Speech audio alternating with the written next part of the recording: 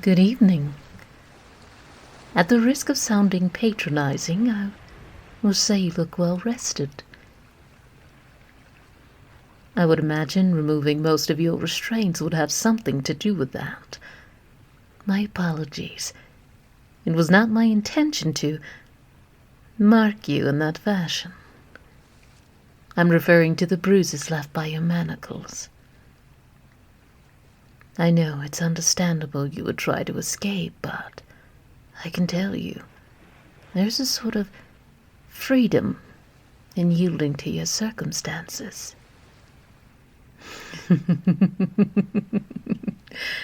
I tease for sure, and I respectfully understand that I should not make light of your situation. But I also can't ignore that, defiant though you may be, there is something else under that indignant tone. Since moving you from your original quarters, I assume you've been staring out that window quite a bit, trying to figure out exactly where you are. And I can tell you, you are further than you think. You don't even recognize the foliage outside, do you? I like to hunt in the city, but I prefer to live as far away from it as I can. It's not a matter of safety. Stupid vampires don't live very long. It's more of preference. Can you hear the ocean in the distance? It's an expansive estate. I hope I can show you at some point. What's that? Trust you. Love, if I were to release you now, tell me you wouldn't grab the first splinter you could find and go all vampire slayer on me. I respect your honesty. Are you in a state of mourning for what's been left behind? Thinking about those that are desperately searching for you? No, I'm not reading your thoughts. I'm looking into your eyes. I can no longer relate to sorrow, but I can recognize it. And I know there's little I could do to reassure you. But as I have said, were there not something deeply intriguing about you, you would be dead by now. You have every right not to trust me. You've seen what I've done to others.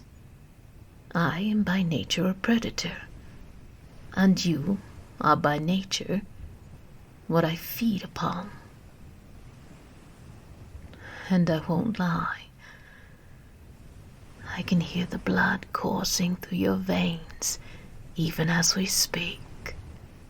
And it's taken every measure of restraint within me not to take you and consume you and drain you completely.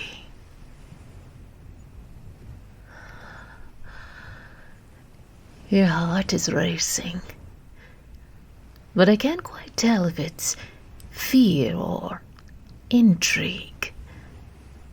Perhaps both.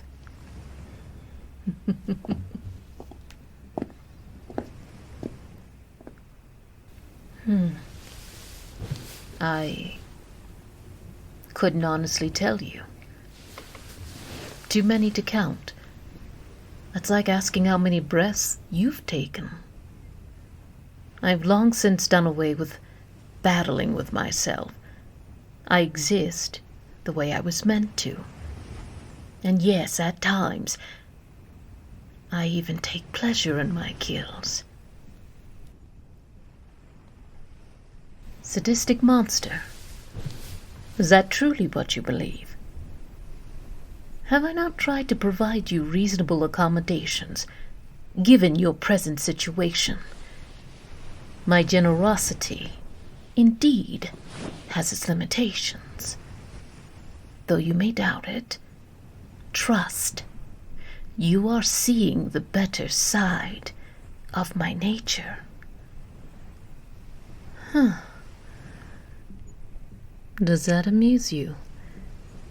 I'd be careful with your tone, young one. You tread on very, very thin ice.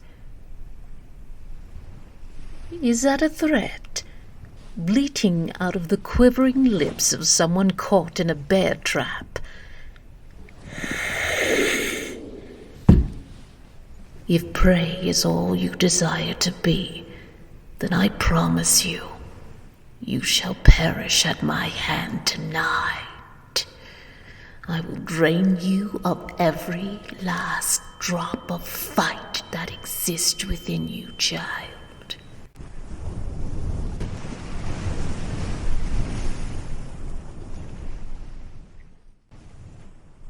You're slowly regaining your color. I hope likewise you're regaining your sense. Collect yourself. It is not the first time a companion has found themselves on the wrong side of my nature. You have a perplexed look on your face. Yes. Companion. Is that word off-putting to you? True, I've referred to you as many things in our short time together, but I would hope it would instill some bit of reassurance. Reassurance of what? That I see you as more than food.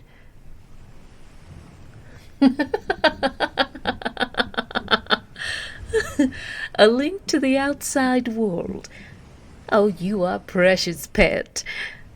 You've been indulging in too much fiction. I have Wi-Fi. High-speed service, no less. I am quite attuned to what's going on in the world outside. I've traveled it many times over. And what about you? I see. Indulge me. If you could see any sight in the world, visit any place in the world, where exactly would that be? Really? Yes, I'm quite familiar with it. For a vampire, even the most exotic of places can become mundane. But seeing it through the eyes of someone else, someone whose very mortality makes everything precious, well, that is precious to me. You would be wrong on that account. Just because we're afforded more time doesn't mean we don't live with regrets. Believe it or not, most of our regrets stem from the humans we deal with and the attachments we form. And you should eat. I'm not changing the subject. I don't relish coming up here to find an emaciated corpse. Again, just a little joke to lighten the mood. I'm curious. If I were to return you home, what exactly would I be returning you to? That is quite vague. Curious. I think tonight I would enjoy some company. I'd like to have you for dinner. Pardon my phrasing.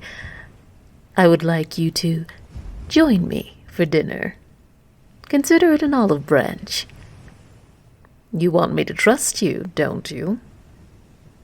We start with dinner, and then we'll see where we end up.